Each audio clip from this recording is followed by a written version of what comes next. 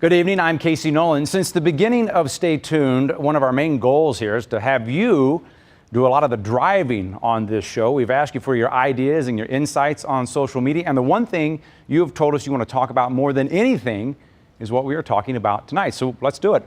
Our relationship to our rides.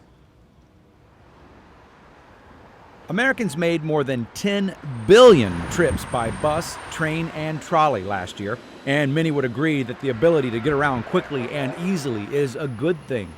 This improved quality of life has far-reaching implications for a community when it comes to public transportation. Many argue a thriving public transit system can spur job creation, economic development, population growth, and a sustainable community. But what makes a public transportation system exceptional? And where does St. Louis stand? And how can what is around a transit station make all the difference? Stay tuned.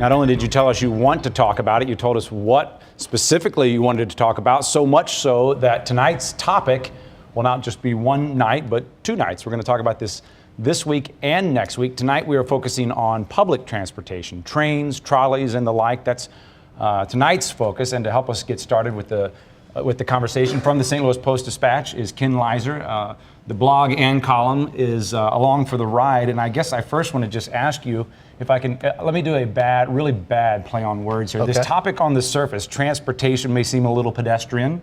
Why is there so much, if you read any kind of blog that is city-centric in this town, transportation, there's a lot of passion there. Why is that? Well, in particular, public transportation, which is the topic of your show, it takes us where we want to go. It's still a relatively inexpensive ride. Until recently, we saw gasoline prices creeping up over $3.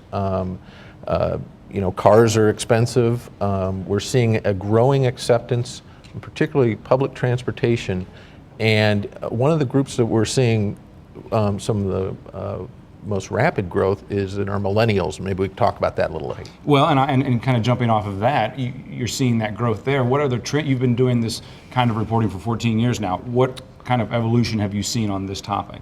On the when I came here in '98, this was a very different topic. The public transportation system, the main one, which we now know as Metro, then we called Bi-State. Was living hand-to-mouth, year to year, budget deficits, cuts, fare increases, leveraging their assets just to keep afloat. And they weren't alone. This was a story that's played out in a lot of other cities. Speaking of other cities, where do you see St. Louis kind of ranking when it comes to the topic of public transportation? Well, two things come to mind. First of all, the numbers, just the raw numbers, show a lot of growth in terms of the number of people who are getting on buses, in terms of the number of people who are getting on Metrolink. A little bit misleading because, again, toward the end of this fairly lean history of public transportation here, Metro had to make some significant cuts. So they're starting at a lower point. And right now they're winning back some of the riders and passengers that they lost, but they are seeing growth that's in, at least percentage-wise, higher than other parts of the country. And in different, and what area, you mentioned the millennials, where are you seeing that growth, or is it across the board? I haven't seen it broken down specifically, but again, if you talk to people at the trade groups, they'll say, one of the interesting things they're tracking is that some of our younger people are just so accepting of public transportation. When this conversation often seems like it's like we might be planning or talking or dreaming about life after us. It's so long term. Are there issues and decisions to be made in the near term on the topic of public transportation? Sure, and you're seeing some of them right now. What you're finding is that things that Metrolink. I mean, we in this region, people love the Metrolink system. go to the ball games, to go to work, to go downtown, to go to Clayton, it links up a lot of activity areas. What you're going to see in the near future, and I know you have some people from Metro on the show, they may be able to talk to you a little bit about it. What you're going to see is probably less of that expensive, hard transit system, and you're probably going to see more along the lines of buses that run around fixed routes that run more regular, more constant, and you'll just see them running as if they're almost a train system, but they'll be buses. We mentioned this is a 2-week show, 2-week topic. A lot of things in the news right now, fair to say. We've got South County Connector pops up, the trolley not too far from here that's in the news. You've been covering a lot of that. Yeah. Those are all things we'll be touching on next week. Okay. And we would also like you to stick around for later in the show, if you don't mind, and help us make sense of what we try to come up with here tonight. Ken Lizer, thank you very much from the St. Louis Post-Dispatch. But as we said earlier in the show, that we depend on you guys for to drive this conversation, to use another bad play on words. So to tell you how that happens, Ed Reggie is back with us again this week. Hi, Ed. Hey, thanks, Casey. Well, as Casey said, we've been hearing overwhelmingly from you on social media, and that's made the topic tonight about transportation. And all throughout this week, we've been continuing to hear your voice in tonight's broadcast. In fact, we're going to be monitoring Facebook and Twitter throughout tonight's show and incorporating your insights, your story, what's missing on transportation. Now, you could join in 2 ways. You could log on to our Facebook page, The 9 Network, and post your comments directly there. I'll be feeding those to Casey throughout the show. Or you could use the hashtag StayTunedSTL, and throughout the show, we'll be incorporating your tweets into the broadcast. Let's see what you're already saying.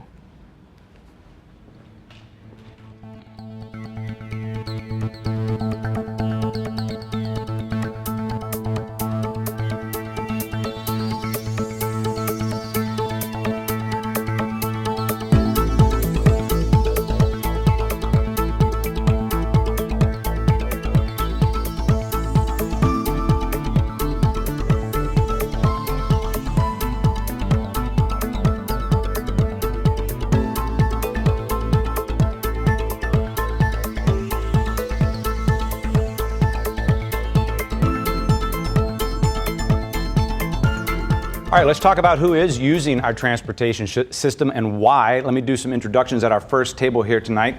S.J. Morrison from Madison County Transit in Illinois. I mentioned city-centric, I think might have been a word I used. This is a regional topic, I think you would probably argue. We'll talk more about that. Lenora Fisher from Citizens for Modern Transit. And welcome back to the show, Steve Smith, proprietor of the Royale on South Kings Highway, and I'm fair to say self-described transit nut, maybe. Is that too harsh of a term? I've never been called that. Okay, well, half that. Okay, half that. Nevertheless, you're a guy who uses the transit system we're talking about. Who else does? Is this evolving? Is this changing? What can you guys tell me about what role our transportation system plays in our city, in our region? Well, I can tell you on behalf of Madison County Transit that about 55% of our ridership currently is transit dependent. Those are individuals who don't have another form of transportation. That means there's a large percentage, almost half of our ridership are what we would call discretionary riders. Those folks who have a car but are choosing transit for a variety of reasons. And why are they choosing transit? Why are they making that choice when they can? I think St. Louis, speaking for St. Louis, I think that there's a value, as you were talking earlier, like the millennials, the people that are interested in not having to drive, not having to have another car, or people that know that it's just easier to get to work using the bus or the train. Like, there are people that are just committed to this as a lifestyle choice and a regional choice. And so I think you get a wide range of people actually in the region. Steve, I've seen you posting on Facebook and Twitter and Instagram a few different times, your bus routes and different things. I mean, is it just a hobby for some people, or is it really a vital part of your life? Well, it gives you more options on when you get around. Sometimes people feel lost if they don't have their car around them, which is sort of sad because there's actually quite a few options around you, and if you really want to be independent, knowing all of your options is very important. I think it's important for most people. The thing is that they don't realize that there's a bus line within walking distance of their home. You should know what line that is, where it goes, and how regularly it runs. And you should just give it a shot every once in a while. It can be incredibly helpful. And it's pretty pretty easy. I mean, they like kids use it, you know. It's pretty. On Twitter right now, buses are already popping up on what people are talking about. I think the unreliable is coming up in terms of bus routes. People really like the train a lot, and they like the romance, perhaps, of the train. But where do you guys fall on this? Are buses? We just heard Ken talking about that might be our future. Absolutely. I think that one of the things that we could do is to make buses arrive more frequently. Ken was talking about, buses, taking the place of trains in some ways because they're more nimble, more flexible. We can go to some of the new employment centers and some of the new housing complexes and so on. And so I think that bus rapid transit and some of those, high frequency bus services can sort of act as rubber wheeled trains. And I think that's coming, and Metro certainly has moved in that direction, and so have we on the Illinois side at Madison County Transit. Metro is also recently launched a new app on their trip planner thing where you can log on and see where the closest bus station is, and like if the buses are delayed, like where they're at. You can see it all kind of on this map. So it's a really interactive, really engaging thing. So I know the region is really working towards like improving that, making it more accessible so that people know kind of what's available to them and just getting the information out there. But I mean, there's also like old-fashioned ways of doing things. Like, I mean, you could have a map up of where this bus route goes at the bus station. But what percentage of people are actually really taking it? I think we all, a lot of people, I shouldn't say we all, a lot of people like the idea of having a good transportation system. But how many people are actually taking it, and why aren't more people taking it? I think some of it might be psychological. There might be some sort of issue. You need to jump over a little bit of a barrier just to be able to do it. Most people will say, I support public transit, but have never taken public transit, especially the bus. But they'll take it out of town, mind you, but it's different there. It's a perception that ours. Well, does it work better out of town? I've had people tell me the buses are faster out of town. I haven't figured out what kind of engines they're putting in those things, but I'm kind of a gearhead in a way. I love cars. I've got a couple of them, but these buses they're actually pretty nimble. I'm not saying they're perfect, mind you, but they're not any different than anywhere else, really. And they're extremely helpful. So if people can kind of get over that barrier, just try it out a couple of times. You'd be surprised where it can get you. And there's a lot of versatility that you can introduce into your life if you just start using it just a little bit. You don't have to give up your car, but the thing is you can take your bike, throw it on the front of the bus, and you can extend the range of where you're going to ride your bike. So is the bus the answer? I said the romance of the train. I love the Metrolink. I'm going to see, let's see, 1, 2, 3. I live about 6 blocks from the Metrolink, and I drove here tonight. Why? I like it. I don't take it. I know why you do that, because we have other transportation policies that, look around us here in Grand Center. There's a lot of flat property around here where it makes it easy for you to drive your car. If we were in Times Square, you wouldn't be driving your car. You would definitely be walking to take the train. Okay, We've made policies so to make it driving so much easier, and we subsidize everything to go that direction. Now, the buses still can be used to this helpful, but we also need to kind of think about our overall transportation policies to make this easier, and we could start talking about toll roads. We could start talking about all the user-driven costs. I agree with what you said earlier, Steve, too, about the bikes on the buses. That's something that Madison County Transit implemented early on, and I know Metro has too. Very helpful. MCT also has 115 miles of bikeways in Madison County, and so one of the things that we've done is not only have the bike racks on the buses, but we also have bus stops at trailheads, so that folks can extend their trip seamlessly beyond the bus stop. And I think that that's something that everybody could take advantage of a little more, even in the city. Oh, absolutely, and it's so simple. I just think with everybody riding their bikes as much as they do, and being able to run over to Illinois, there's actually quite a few things that you can do over on that side. But it's simple. I'm sorry to be the Simple, wet blanket like here, but it's simple to get in my car and come here, Yes. and we're not in Times Square. It's easy to drive. It's easy to Right, park. So right. why should I do anything different? Well, you say you support public transit, don't you? I'm unbiased in this conversation, but yes, I've already admitted to liking the idea of having the Metrolink connected to my neighborhood, but for some reason I don't use it. I think it can be a convenience piece too for commuting. For those who have a longer commute, being able to relax, being able to sit back, enjoy the ride, not worry about bumper to bumper traffic. I think that convenience piece is important to people. They want to be able to relax and or be more productive on their commute. Read the morning paper or. How important is it to? I know you guys try to listen to what your customers are saying. How important is that to be kind of responsive on the small scale in terms of if you see people walking in a certain area, you try to move to where they are? Is that something you do, and what and why? It's extremely critical. Not only listening to our passengers, listening to our drivers, listening to community members, influencers, and that's what's nice about the bus system is that we do have that opportunity to find out those places. Recently, there is a new development in the Pontoon Beach area, Gateway Commerce Center. It employs 5,000 full and part-time employees. And so we were able to get a number of routes from a variety of different areas into the Gateway Commerce Center. And initially we saw folks walking along Illinois 111 and not being able to literally get to work. And so I think that it's nice when the buses can kind of step in and help connect people to jobs. Lenore, I know when you're with Citizens for Modern Transit, you're taking the temperature of the community. What is the perception? Is it changing? I think so. I think it changes just with the generational shift. Like as younger generations, like we were talking about, the millennials, I think are really a lot more open to transit, bus, train, all of it. But what's one thing that's puzzling to me, and that I would like to, that I almost want to ask back to the community, is just, well, like, so why? What is the barrier? So you're asking us, but I'd be curious to know, like, what the public's barrier is, because within living memory, like 50 years ago, we have senior citizen program for a walking program for senior citizens that, like, they all come up to me and talked about how, like, they rode the bus over throughout the entire system. So that's living memory that people took transit and know it and use it and have used it in their lifetime. So like, what happened in between, and what is that about, and like, how do we respond to that? Because this is a transit-oriented city. Like, we had it before, we have it now. It's a great system, and like, there's this kind of gap in between, and I'd be curious. Well, I say we ask them. Let's do just that. We have the ability to do that. So we'll put that question to you. What happened in between? Why is that gap? And in the meantime, we'll see what you've already told us on Twitter and the such. Thank you. Thank you, guys.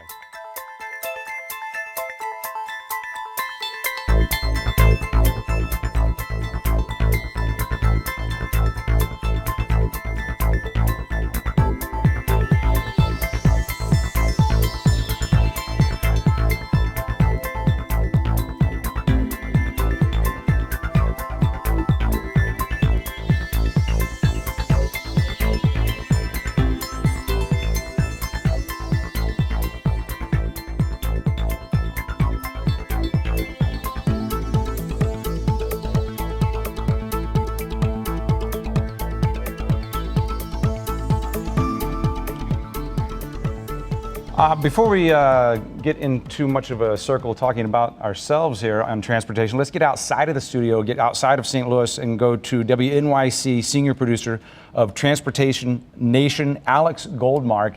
Alex's program, you can hear it on the podcast, you can hear it on different NPR programs, and your team, Alex, reports across the country on different transportation issues that are different from region to region. I'm curious if what you're hearing tonight surprises you about St. Louis, some of the ideas, some of the sentiments we have about our relationship to our public transportation system. What I'm hearing, it comports with what we're hearing across the nation, and that's that younger people want to take transit more than older people. That in general, driving is less popular than it used to be. And what actually we find with our reporting project, which is a partner of stations in different regions of the country, in different cities, like you said, is that some cities, the car is king, and in other cities, it's the subway or the bus, like where I am in New York. So why are the younger people, talk about them like they're not here, why are the younger people choosing public transit more? Well, they're telling us on Twitter. I was just following the hashtag. But the University of Michigan does a really good job of surveying about who's getting driver's licenses at what ages and why. And what they're finding is that younger people are getting their driver's licenses later. Like, for instance, that in 1983, that 46% of 16-year-olds got their driver's licenses right away when they turned 16.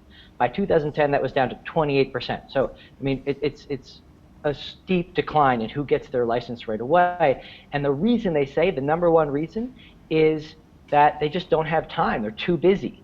Either when I personally went out and interviewed them and asked them about this, it was, I'm applying for colleges, I'm taking SAT prep courses and things like that. But the other reason was that it's more expensive. You know, younger people don't have the same kind of incomes, I guess, as they used to, compared to the price of gas, the price of car, the price of insurances. And so they're making the decision that transit isn't so bad. Are they telling you why they like transit? Those are the reasons why they don't like the car. Right. Yeah. Well, walkable neighborhoods are more and more popular, and they're more and more popular with younger people. So the younger cohort likes to live in a neighborhood where they can get out, walk around, go to a coffee shop, walk to a bar, walk home, and not have to drive. And so that's one reason. But the other one is actually, they say they like to use their smartphones on the bus. They like to be texting while they're commuting, and you can't do that while driving. I know that seems a little flip, but it actually comes back in survey data. Okay, so then how do you make it more appealing to everyone? How are you seeing that done successfully in other cities? Well, I mean, the number one way to make a transit system more popular is to make it better, as in faster, more efficient, more predictable, like is happening in St. Louis. Using a transit app that tells you when the bus is coming actually goes a long way, because the perceived wait time, I mean, there are psychological studies that show that if you wait 5 minutes and you don't know it's 5 minutes, you think it's 5 or 10 or longer. But if you know it's 5 minutes, you think it's 5 minutes. So you actually think your transit system is better just because you have a clock that tells you when the bus is coming, or just because you have an app that tells you when it's coming. And in global cities, cities like, well, Mexico City is one of the best examples of this.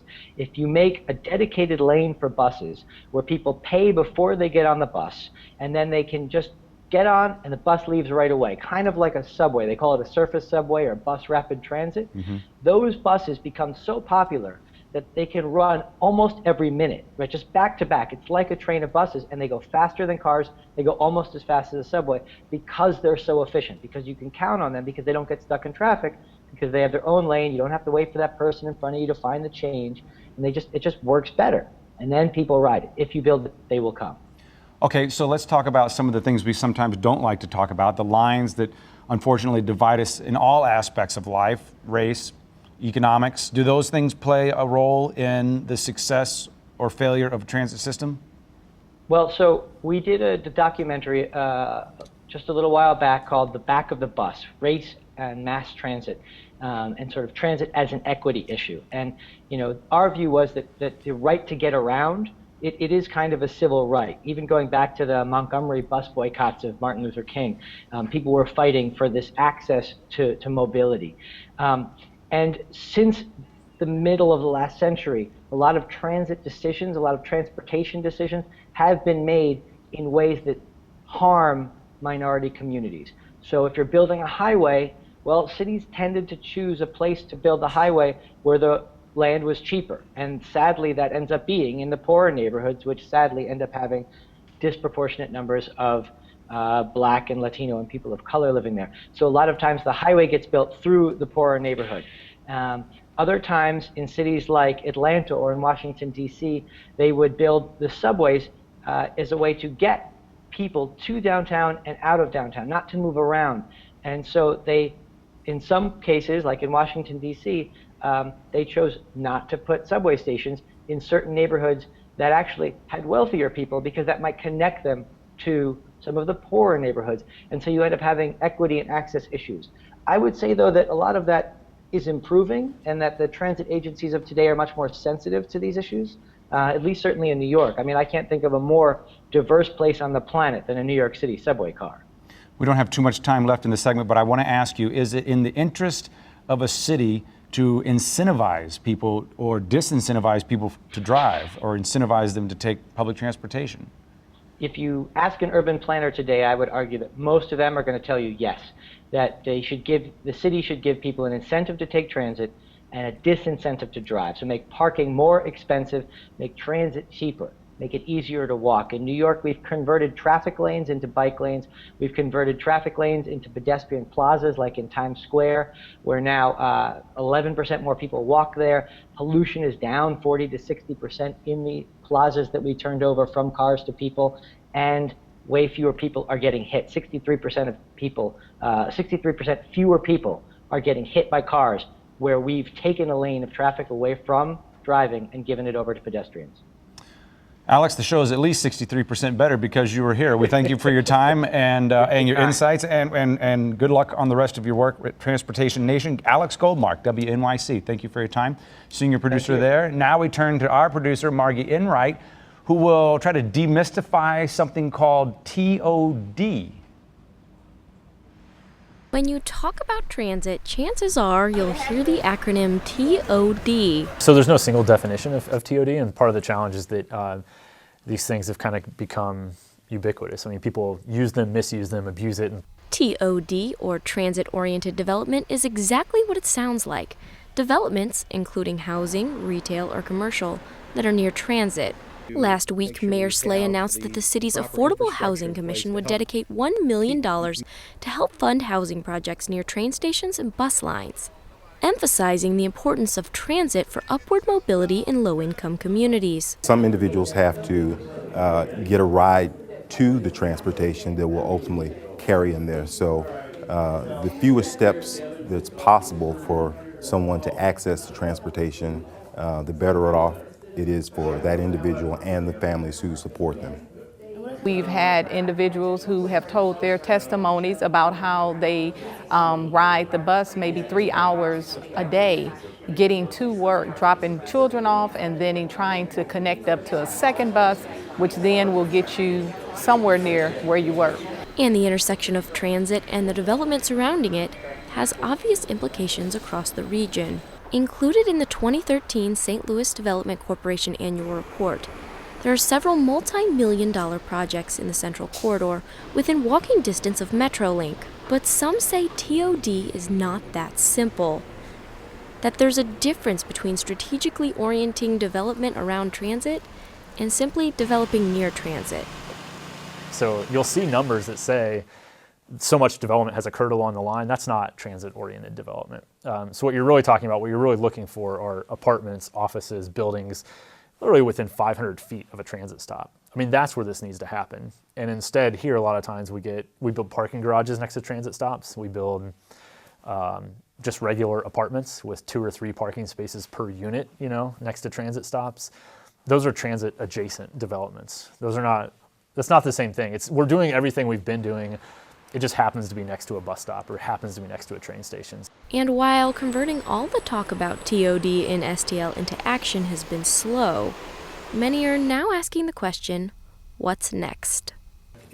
Transit-oriented development is not a new concept, but trying to focus resources for affordable housing near a transit is a component I think that will really help us with our efforts. And so I think going forward, we need to think about what's a smart investment that can actually leverage transportation-oriented development and actually set the stage so it happens. For Stay Tuned, I'm Margie Enright.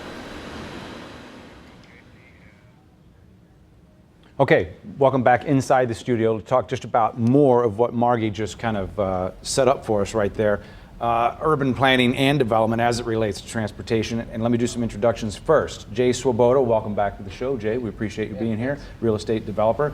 Also Natalie Self, Beyond Housing, Strategic Initiatives Manager. And Todd Swanstrom, welcome back once again from the University of Missouri St. Louis Public Policy Center. Okay, so is this TOD thing just kind of an old idea made new again, turned into a buzzword and really doesn't mean much, or is there something real going on here when it comes to transportation, our public transit system having a real impact on our built environment? Well, I think it's an old classic idea. We had transit-oriented development. In fact, all development is transit-oriented way because you have to have a way to get around, right? Highways create their own form of development. So we're trying to go back to the kind of density and placemaking and clustering that existed in St. Louis 50 and 100 years ago when we had the trolley system. Yeah. Taking the car out of development is going to take a lot of work, and you can count on peak oil, and you can count on personal preferences and increasing costs. But at the end of the day, people really enjoy the independence that comes with owning a car and driving a car. Until there's an incentive or a reason, and to avoid that, people are going to continue to choose that. So we have to provide a great experience, and I think Metro does that for the most part. But we also have to provide a lot of options, a lot of better frequency, and better locations and more locations to expand the footprint of Metro. So if we're waiting for that real incentive to happen, we should just let's turn off the lights. There's really no point right now. Is there a reason to try to make this happen?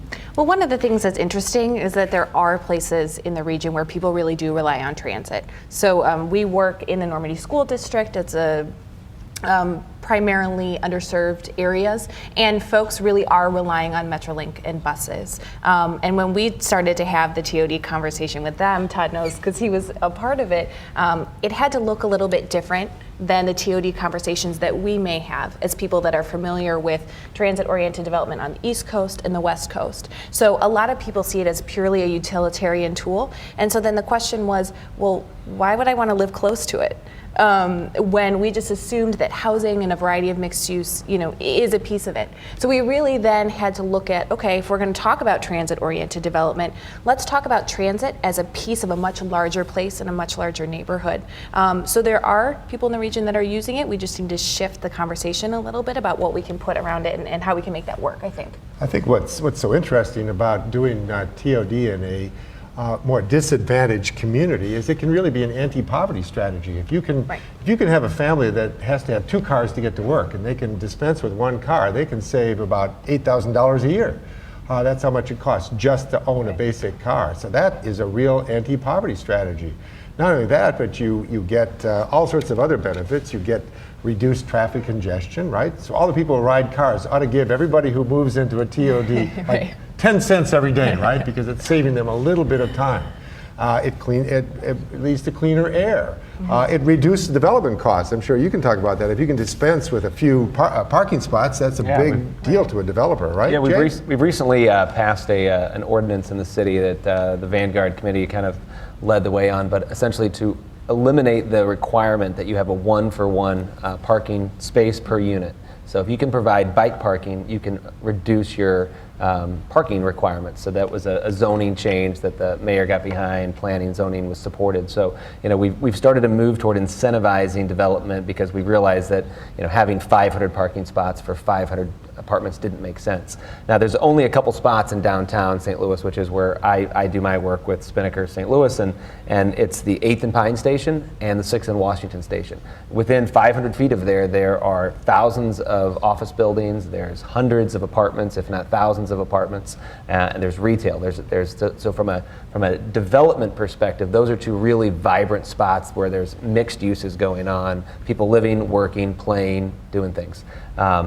But then there's also the other more dense stations like BJC, Central West End Station, where it's an institutional. A ton of people come for work, services, but then we start to look at the other stations in the network and, speaking specifically to Metrolink, and there's a lot of opportunity around them still. So if we're looking at TOD, the opportunities exist. The question is from a development perspective, how can I attract people to that? Because in St. Louis, that's not an attractive thing for most individuals. It's not something that they really value, or they're not going to pay a premium in rent.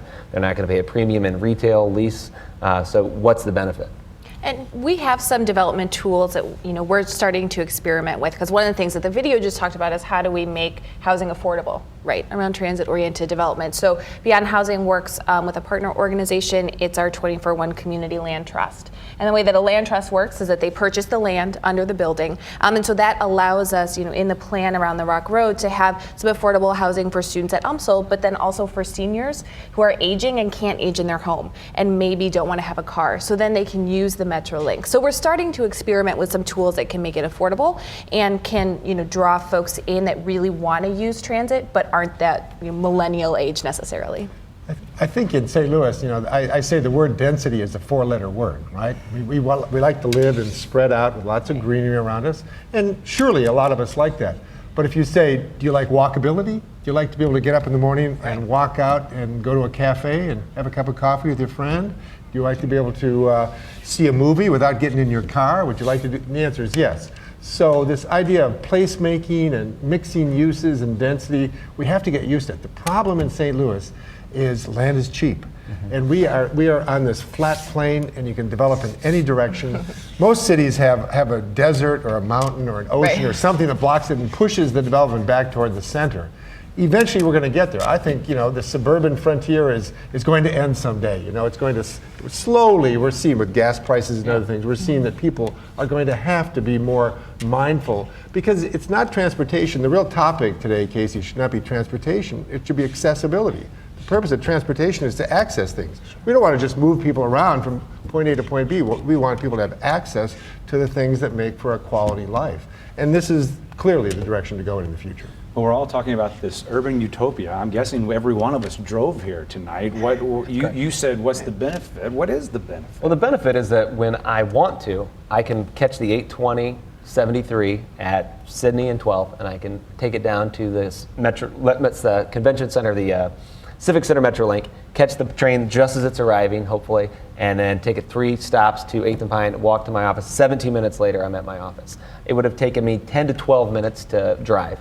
Park, I would have likely gone down, gotten a coffee, gone in. I would have had these, but I would have been in my own world. Instead, I get a chance to kind of interact with my community. And we have this aloofness that we've created through social media, but also through the personal automobile. When you get out of your car, you start to interact with people. You start to interact with people, ideas happen. This whole, creative community, it happens when you interact with people. And you don't interact with people by sitting in your car, When you're in one of those metal contraptions, you see everybody else as an obstacle, not as. Right. But when you're in a public space and you see other people, that's kind of interesting. You're watching, it's people watching. More right? accessibility, if you will. Yeah, exactly. To other people. All right, thank you guys. We got to stop it there because we want to get back to social media because it's going pretty well online. We're going to hear what you're saying there.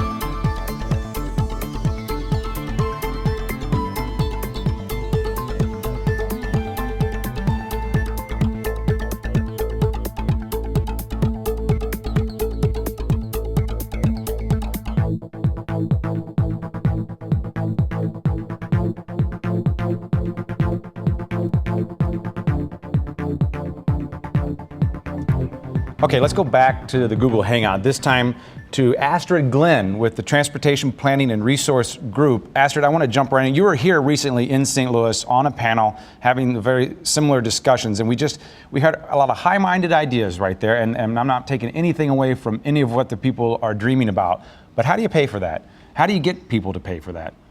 Well, you pay for it through a combination of resources and partners, and partnerships are very important in this field. You need a federal partner, you need a state partner, you need a local regional partner, and you also need the private sector. And if you want to build a transit system, you can, but it takes sustained effort and sustained commitment. So how do you convince, what's the sell to people? You mentioned public-private partnership, but on the public side, what's in it for those who don't have the same attraction to the topic we're talking about tonight? Well, several things. First of all, it is, as somebody said, a great economic development tool. If you want to attract the type of industry that is the forward part of our economy, the innovation economy, you want a transit system to keep those workers happy. They do not want to drive an hour to work. That's not going to bring them to your workplace. So it is a recruitment device. Secondly, it's, as somebody said, it's a way to save money. If you can have one car in a family instead of 2, if you can sometimes leave your car at home, you can save money and choose to spend that money on something else. It gives you a greater disposable income. But all of these benefits mean an upfront investment by public agencies, which means a serious commitment by several levels of government. On Twitter, people are talking about those levels of government. They're agreeing with what you're saying in that the people you want to attract, the millennials, want to ride what we're talking about tonight, but they are not the ones making the decisions. Are the people that make the decisions on board? Well, Amazingly, to a large extent, they are. Certainly, the Obama administration has been extraordinarily supportive of public transit. I can't say Congress has been that supportive of spending public dollars on public transit, but amazingly, transit funding over the last few years at the federal level has held sort of steady. Now, given the increasing need, steady is not enough. As a result, what the federal government has done is supplement the traditional grant programs with loan programs. And the loan programs allow parts of the system, such as TOD, to really flower and be used to pay off the project in the long run. If you're very lucky, what you can do is build a project with a combination of federal grants and loans, and then use the revenues that you generate from the growth of that development that is attracted by transit, and use those revenues to repay the federal loans that you have taken out. The federal government is a very patient lender, so they are an attractive lender for a lot of transit systems and municipalities looking to build transit. Also on Twitter, someone mentioned start people young, under 18, let them ride for free. I'm curious at the city level, at the regional level, what are you seeing cities doing that we might learn from? Well, a couple of things. Some places actually have transit training, and they offer this not only for children, but also for seniors who may find themselves more transit dependent than they have been during most of their working lives. So you get a lot of people who are actually being trained to ride the transit system. As someone said, it's not that hard, but can be a psychological barrier the first time you use it and you don't quite know what to do. It's not as reassuring as a McDonald's or a Burger King. Mm-hmm. You want a little bit of help. The other thing that is being used in a lot of cities is the idea of a university pass. You can, in many places, get a transit pass when you buy your student activities card. Right. And basically that gives you free access to the transit system throughout the school year. That's something we're doing here in St. Louis. Right. You mentioned barriers. What barriers do you see at the governmental level? What challenges do cities run into?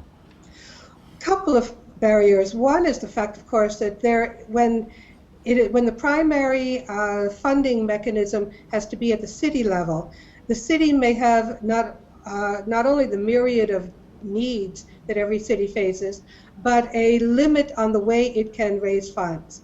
Here in Massachusetts, the greatest diversity of fundraising mechanisms exists at the state level. Cities have very few available to them. But one of the things that most cities depend upon are property taxes. And this is one of the places where transit can really pay off for a city. Because when you have transit in an area, property tends to hold its value and increase its value far more than it would if there were no transit. So in a sense, it's a safeguard for a city, even though it is a major challenge to come up with the funding in the first instance. I'm curious, we mentioned at the top that you were recently here in St. Louis. I'm just curious, if you were tapped to take on transit in St. Louis, what would your strategy, where would you start? Well, I loved my visit to St. Louis, but it hardly turned me into an expert. But one thing I did have the pleasure of listening to was somebody from the MPO speaking about a study that they had recently concluded about places where there could be successful TOD. And I was very impressed by the quality and thoughtfulness of that study. I think as long as you have that type of conversation, that type of intelligent dialogue, plus some of the things I was seeing in downtown St. Louis, and I will take as read the fact that you have a fantastic football team and a fantastic baseball team. Yeah, we're a baseball town. Yes, yeah. Well, you're pretty good at both. But you also have, the downtown is becoming such an attractive place to live. And seeing all the signs for apartments and condominiums, the grocery store, the culinaria downtown, right.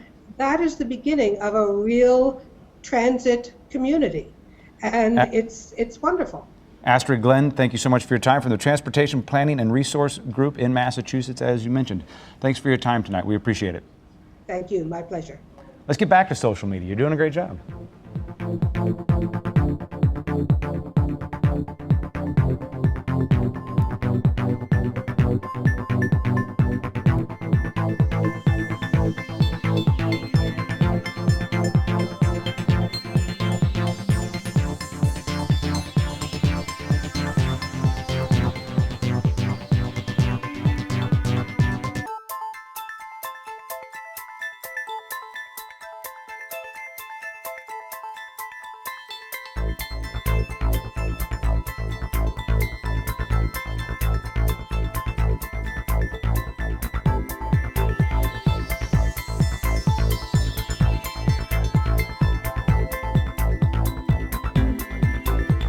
South County Connector making it on the tweet board there. That's something definitely may come up in some capacity tonight, definitely coming up next week when we expand this transit conversation. For now, let's go back and talk more about economic growth and public transportation. I'll do some introductions, starting with John Lenga from Metro. Thanks, John, for being here. We've talked about your system all night, so it's about time we got you at the table. Thank you. Also with us, Paul Hubman, East-West Gateway. And welcome back to the show, Frank DeGraff, who blogs extensively on this, Count on Downtown. Okay, so convince me that transit is an economic driver. Is that a possible sell you can make here? I think it very much is, and there's some examples in St. Louis. You've got the Emerson Park development in East St. Louis, a fantastic housing product. You've got the Brentwood Meridian product out at our Brentwood station at Hanley. You also then have the new development coming on at Rock Road that you talked about at the last segment. And then coming up is also the Cortex development. That right now one of the functions they want is they want a new transit station as part of the key part of their 187-acre development there just east of BJC. Yeah, I was going to say, for those who don't know, Cortex is not far from the studios here, down off of Forest Park Parkway, kind of near Boyle, and just not too far from Kings Highway. Exactly. But go ahead, I'm sorry. Well, and it's attracting world-class development in biosciences, research, et cetera, and one of the key things they do want is a transit station. So right now there's a lot of studies going on just for that, and it's not, to me, it's a if, as, when, as that occurs. I think that gives us, frankly, a TOD in a petri dish. It gives us something on an existing alignment to develop a TOD around with a new station. It's fantastic, the development they're attracting, and the type of companies they're attracting, they want that transit. That's a net positive, you're convinced, when we talk about the tax dollars that go in to do something like that? I think it's extremely net positive, yes. On Twitter, people are saying they want a little more short-term results, maybe. They appreciate the studies, but they want some action.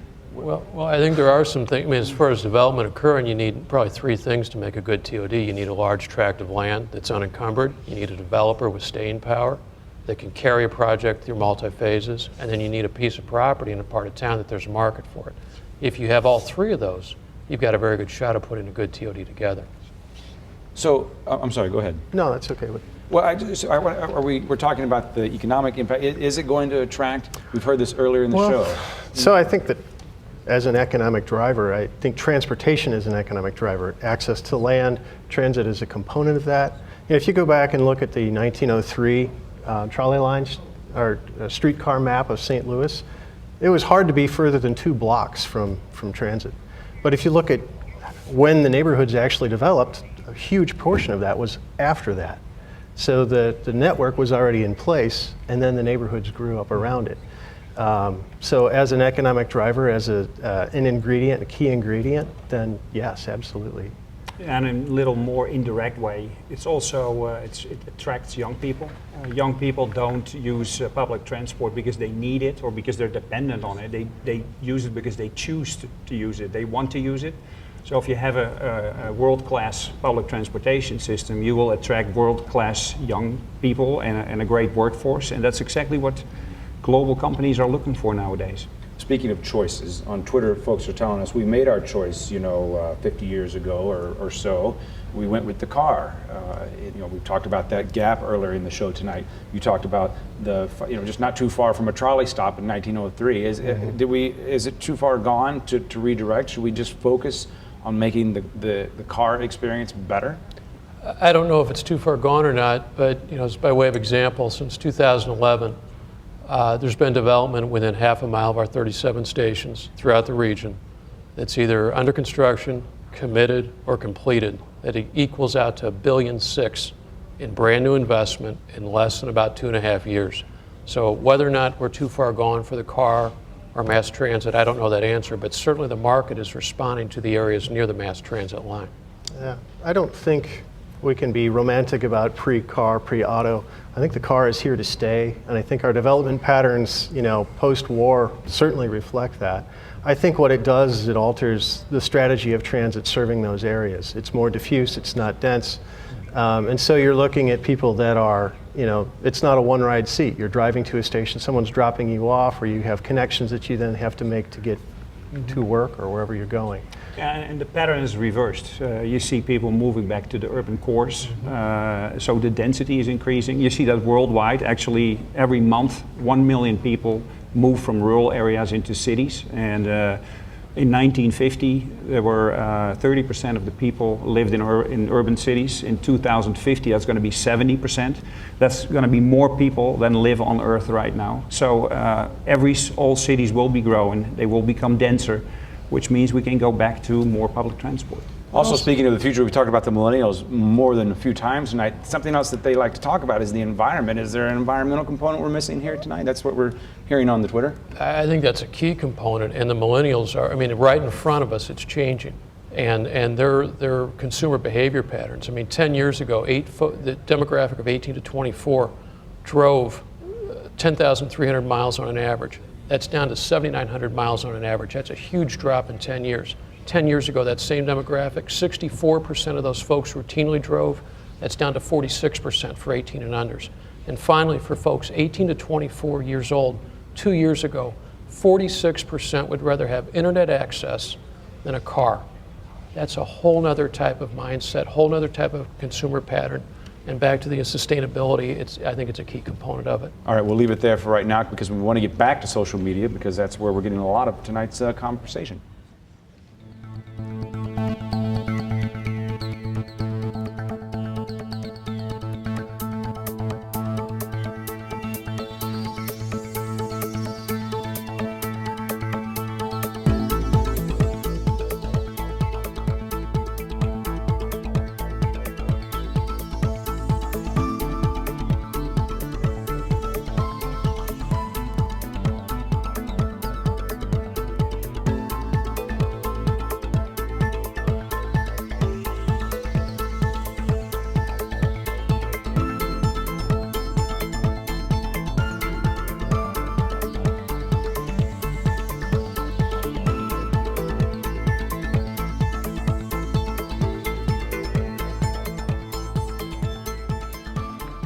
Okay, Ken Leiser's back with us as he promised he would, and I love it when I see the reporter notebook out. So tell us what your reporting has told you tonight. First of all, lest we skip over the obvious, this is a discussion about public transportation, and any part of that discussion has to deal with the fact that we're talking about people who, many people, and the gentleman from Madison County mentioned it, who have no choice. You know, they're relying on this to get to their jobs. I never go out on an assignment where I don't find somebody who's taking 2, 3, 4 different buses to get to a job 1, 2, 3 hours away from home, and then repeating it on the way home and doing it day after day after day. So I just want to make sure we're talking, you know, that those people are represented. I did hear the economic themes come through loud and clear tonight, both on the Twitter feeds and on your panels. I don't think you could ignore the fact that something really significant has happened here in the last few years in the St. Louis area. We've had, in the middle of the worst economy since the Great Depression, we had a block of voters in St. Louis County vote to increase their taxes again for public transportation because they understood that there was an importance, there was a group of people who needed to get to and from mostly work. And I gather they understood or they were convinced that that had an impact on their lives. They did. That was part of the message. That was part of the message that the campaigners for the ballot initiative repeated. Okay, what else is on your notebook there? I know there's a few pages I see. Tell us what else stood out to you tonight. Well, the discussion about transit-oriented development. You know, I think one of your panelists was correct. I mean, there has to be value to the development community. Right now, you look at the densities that support transit-oriented development in places with, you know, somewhat more robust public transportation systems. Your Chicago's, your Washington D.C.'s, and those densities aren't there yet. You also have a problem, and it may come out, you know, in another show, with fragmentation of ownership of properties near. Stations, light rail stations, what do you transit. Mean? Well, where you have different owners owning property and having to coordinate, you know, get everyone development on board, as I've said too many times tonight. So no problem. You know, right now what we have is probably something more akin to development-oriented transit, where we have light rail that goes to all these activity centers, to Washington University, to the airport, to you name it, downtown, Laclede Landing, the ballpark.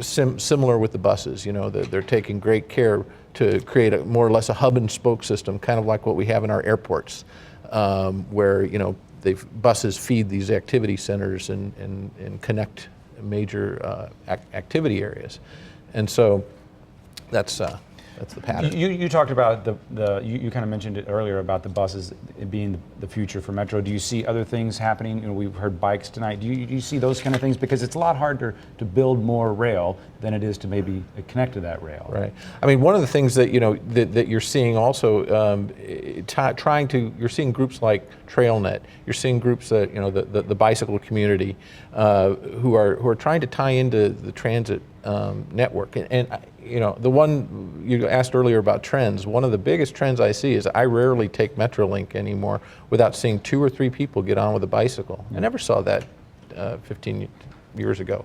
All right, well, I'll stop you there because we got to get out on time, and we also have to remind everybody that we're talking about this next week. Some of the things on the Twitter feed, South County Connector, other things we're talking about, the trolley, we'll hit that next week. Until then, stay tuned.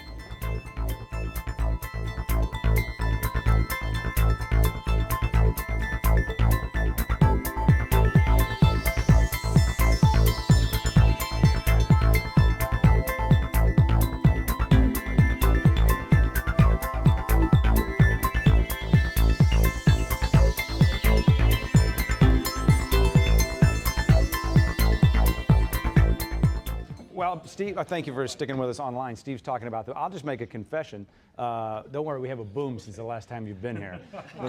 It's there's one less possum in the parking lot and one extra microphone. I have a bus that stops. I said I don't take the Metro, and it's a few blocks away. I have a bus that stops literally at my doorstep, and I've never stepped foot on it. Here's your chance, all right? I'll buy you a drink. You just give me a heads up. Just show me the transfer, though, because I got to have some proof. Cost you an extra $1. They're expensive, but come down. I'll buy you a drink, and maybe I'll buy you another one. So transfer is a deal for a drink. I appreciate it. Okay, Ed, what the Twitter is going well. Really well. It was a constant stream tonight, and a lot of it, we got on the show. But I think something that really I wanted just to highlight, Scott Allen, made a great tweet saying after the discussion of mass transit and work commutes on the show tonight, he's going to go and do some research and see if it's worth attempting. And I think that's really great to have action, someone that's really going to take from the information that you're all putting out there. And so how can he do that? What would be some of the, he didn't ask, but I'm going to where could he go? What could he do tomorrow or tonight on what could he do? Here's something else I'm seeing too, because Ken, you brought this up at the end there. It's Scott and Alex are talking about the fact that we finally had a passing mention of the fact that there are low-income folks who 100% rely on transit. Is there more to talk about there? Because I think we did kind of maybe stray into the what we would like to see our ideal city be like. I think even if you don't take transit or rely on transit personally, you probably rely on people that do rely on transit. And it's part of the fabric of your community, my neighborhood certainly, and from Chesterfield to South Grand, it's, to the other side of the river. Right, yeah, exactly. I think John Nations, who's now the head of Metro, when he chaired the campaign on Prop A, he would talk about meeting a woman who's had been in a nursing home, and when she didn't care about public transit until she found out the woman who took care of her, who she loved dearly, wouldn't be able to make it to work, and all of a sudden she cared about transit, right? So even if you don't, some people ride it, everybody needs it. Is that the? That was the expression. Yes. Yeah. One of the things that's interesting when we shift our frame of reference to people that use it exclusively, which was something that even as someone who works in that community, I had a bias against that. When we interviewed the users at the Rock Road station, we did 99 surveys. Every single one of them asked for a restroom at that Metrolink stop. And that's something that I can acknowledge my bias enough to say I would not have thought of that. So even while we're planning this long-term transit-oriented development, there's some quick wins that we can do that will really make the stations more accessible for everyone who wants to use them. And you talked about long-term too. Todd, I liked what you were saying, and a couple of the folks were talking about, maybe we kind of do we get a little too focused on those I think you make a great point. I'm trying to agree with you and make another point at the same time. I don't know what I'm doing. My point is, the future is changing and coming, and we got to get ready for it, and we got to have a new kind of focus. I don't know. I kind of got maybe out of my frame of mind there for a minute when you guys brought that up. Should that be more of our focus instead of saying, what is this half cent going to do for me today? I think very much so. In the next 20 years, it's going to be a different leadership in St. Louis and in the region and in other communities. I think transit is going to be a major part of that. As these 18 to 24-year-olds get into that next and that next and that next leadership role, they're going to be running things. And they're going to put in the community fabric that they think is appropriate and that they want. And I think transit's going to be an increasing part of that. Frank, give me that stat again. There's going to be more people living in cities than are currently on the planet now. Correct, yeah, in about 25 years. And, planning transit is a long-term game, but you see a lot of politicians are trying to score, when they're still in office, and so they're not really interested in long-term goals.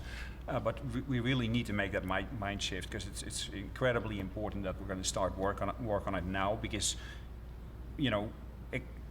extending 1 year, planning new infrastructure 1 year costs a lot of money. The sooner you start with new infrastructure, the easier it is to accomplish. You're talking about the fact that the costs go up every year that you wait. There's short-term and long-term things, but the short-term things that immediately happen are there's trickling up and there's trickling down. A friend of mine just posted on Facebook about a custodian that works at her school who his wife can't drive, and so he can't afford to get her to work. So they can't afford insurance. So it's like, because that other person doesn't have a transit option out in St. Charles County, they can't get to work. And so there's, they're making choices about their health care, they're making choices. But there's also the other side about people who have disposable income, and the disposable income that is created for all of us when we stop driving cars. So I can spend a little bit more money on travel. I can spend a little bit more money supporting that local restaurant that just opened up. So when I'm not stressing about, God, I got to fill the tank up another $40, $45, so it's incremental decisions that we usually don't think about. It's behavior changes where sustainability and energy efficiency is going to have the biggest impact. We're going to hit the limit at some point of miles per gallon that we can get out of our cars and fuel, but what we can get a lot more out of is behavior changes, and people can change behaviors. And the obvious path for us that exists that doesn't cost anything, vis-a-vis the alternative, is public transit and taking the bus versus taking a car. So that long range that Frank and we're talking about here, and it doesn't.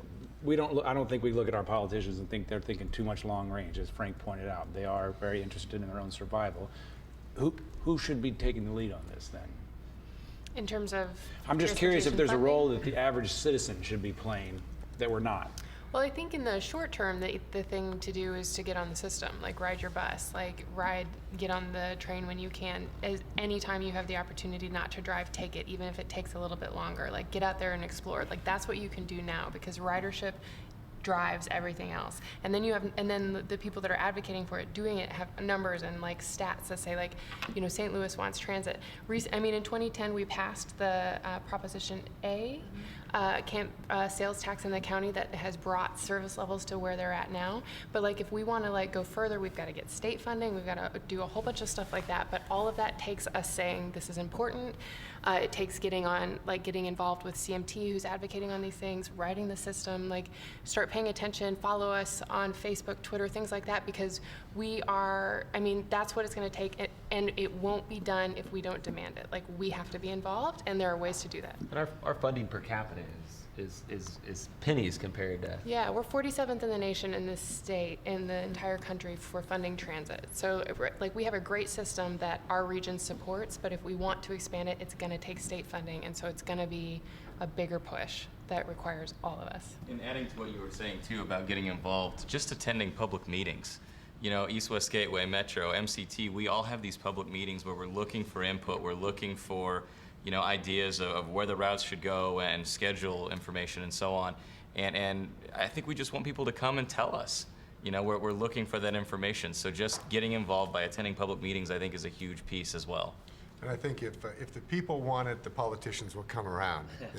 You need to organize. And I also think, do you think 50 years from now, people are going to look back and say, gee, I'm really glad we built another highway lane, another extra lanes of highway. That's what we needed back at the turn of the 21st century. You need more roads. I don't think so. I think we're going to say we need a diversity of transportation choices. We're not going to eliminate the automobile.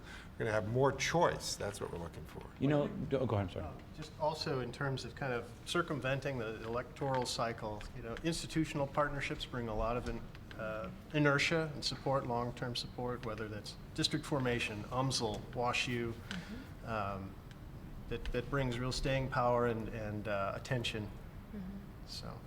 You just made me think of when you drive, what crossing on 40, so I'm coming in or out of the city, Highway 40 in Chesterfield Valley, where it's at Boone's Crossing, the brand new overpass, and you know what I'm talking about? So you've got the 2 lanes, and then there's room for like 18 more lanes under that bridge. Right. It's grass right now, but I think, wow, I wonder when those are going to be paved. It's going to be like a 14-lane highway. So I guess that's, I'm sorry, I don't know, no social commentary there. That's just what came to my mind. Right, you're just being totally objective. Yeah, but the other thing is you just can't pave your way out of congestion. All the studies have shown that if you add highway lanes, what you do is people just ride more. That's called the triple convergence. They choose different times and different modes and different routes, and they end up you're back where you were. So you can't build your way out of congestion. You have to do something different, and transit is part of the solution.